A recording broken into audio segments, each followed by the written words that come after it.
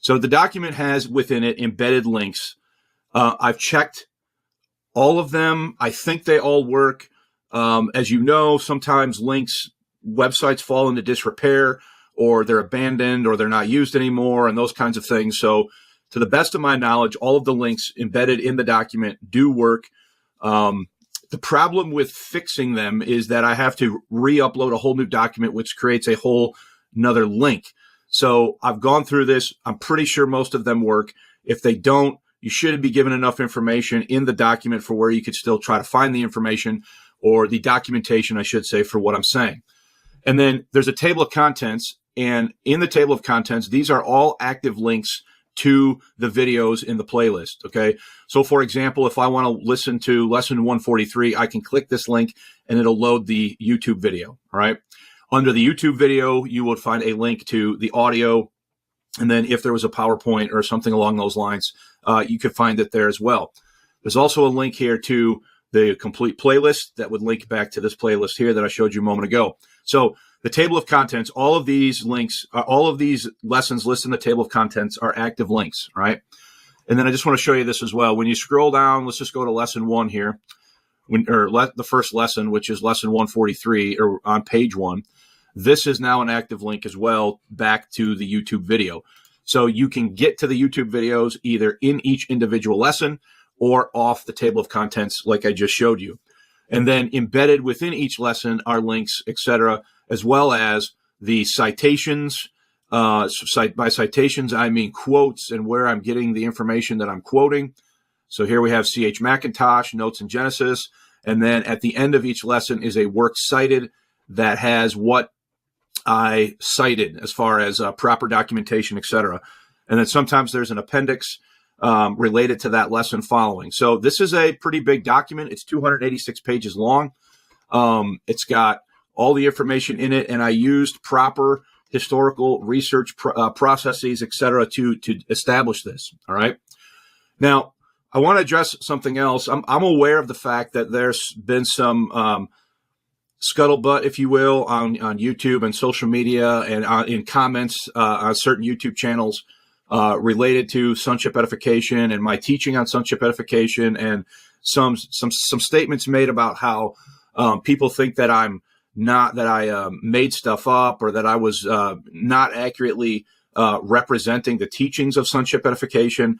I'm not going to spend a lot of time defending that as far as what people's perceptions are, but I do want to just briefly address the process used to create this document, all right? Just so people are aware of it. So as the title suggests, this is tracing the origin and development within the Mid-Acts Grace movement. Sonship edification is a development of the last 20 years in the Grace movement through the teaching ministry of Keith Blades, all right? Keith R. Blades is the fountainhead of what is now called sonship edification, or what has been called sonship edification. Now, the reality is, and you'll read about this if you decide to go through the material here in the document, is that a lot of people are not aware of this. And the reason they're not aware of it is because there are essentially two blades. And what I mean by that is the following. There is the blades of the popular book-length works, Satan and His Plan of Evil, A Survey of Bible Doctrine. Have you ever wondered what heaven is like? The Gospel of the Grace of God, Make It Clear, Make It Plain. And then 2 volumes in the Simple Survey of the Bible. If all you have read are Blades' book-length works, then you're not going to be aware of the fact that Blades was indeed the fountainhead of sonship edification. Let me just say, early in my life, in my early 20s, Satan and His Plan of Evil, you can tell, is extremely beat up and taped together, was a cornerstone of my life and ministry as far as understanding the scriptures from a mid-Acts dispensational point of view. This was one of my go-to resources, and I still recommend Satan and His Plan of Evil. But folks who have not read Blades' quarterlies, and by the quarterlies, I mean his Enjoy the Bible quarterly. These are all of Blades' Enjoy the Bible quarterlies, okay? Now, what I did is I took these and I laid them out. I got all of them. This is every single one that he ever did. I laid them out on the table, and I read them in their chronological order, trying to trace the thought development of Blades' theology as he was writing in the quarterlies. It is in the quarterlies that Blades sets forth the ideas of sonship edification. So if all you've read are the book-length works, Satan and His Plan of Evil being the most prominent, and you've never read the quarterlies, you would not be aware of the fact that Blades was arguing for sonship edification. So for somebody to say that I am lying or that I am not accurately representing, this document here on the screen is the result of the studies that I've done.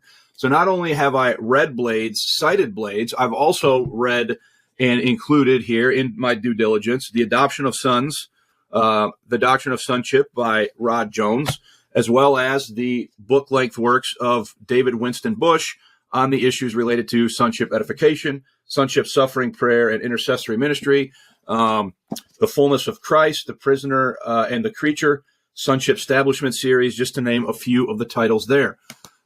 Also, the documents contain direct quotes from primary sources, both from the writings of Jones, Rod Jones, David Winston Bush, the Keith Blades, as well as the teaching notes of Mark Newbold from Triangle Bible Church in, I believe it's, if my memory's not mistaken, I believe it's Virginia or North Carolina. I can't remember which. Sorry if I'm mistaken on that point. But you can see right here, you have the printed published notes, as well as the published notes of Michael McDaniel from Millennium Bible Institute. And here's all McDaniel's notes and his breakdown. So if we just open up one, Sonship Establishment, we can see there are literally tons of notes here. And these are the teaching notes that these brethren have used to teach sonship edification. So there's published on their websites. They're readily available.